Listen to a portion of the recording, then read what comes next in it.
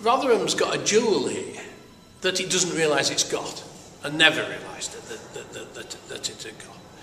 And so as such, it needed somebody to get a grip of it, or an organisation to get a grip of it. And that grip, I think quite by chance, came from us as a governing body, and if you like me in particular, but really from us as a governing body, because we couldn't have built, I mean, this place is going to cost better part 900 grand by the time it's finished. That's an awful lot of money. And that's been predominantly canoeing money, backed up by the Environment Agency, backed up by the Carbon Trust, because it's a low carbon building. It's all heated from the lake and everything.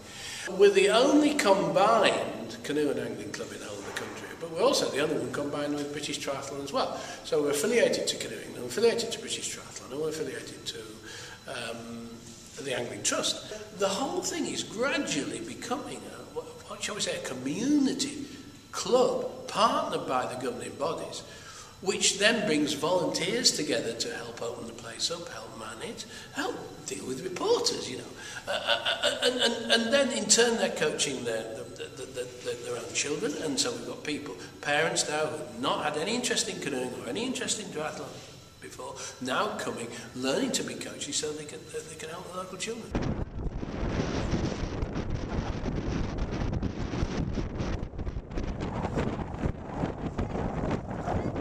The question of being able to swim in public lakes, in public, is a completely no-no as far as local authorities are concerned. But because we're governing body-led as opposed to being local authority-led, it's all clicked into place very well.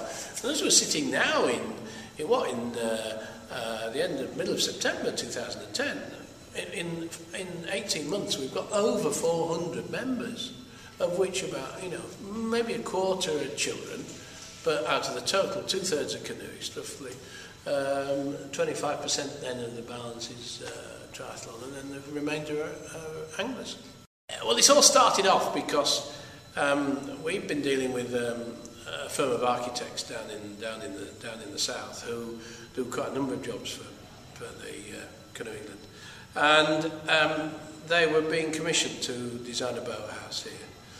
And we heard about it and we thought, well, I wonder, there's a big gap in our club network. We've got a lot of members in the area looking for premises, so we looked at it and we decided to take a lease on for 250 years for the building and for the lake itself for water sports purposes. Now, this was originally intended just to be for canoeing, and we thought, oh, we might get 100, 150, 200 members, that sort of area, over a 5-year period. And almost immediately we met into Paul Bennington, the triathlete, and it was a classic case of me standing on the bank scratching my head and him swimming out in the water with weed on him, sort of, everything James Bond should be but wasn't. And and I said, what are you doing here? He said, well, I'm actually testing the lake out for triathlon.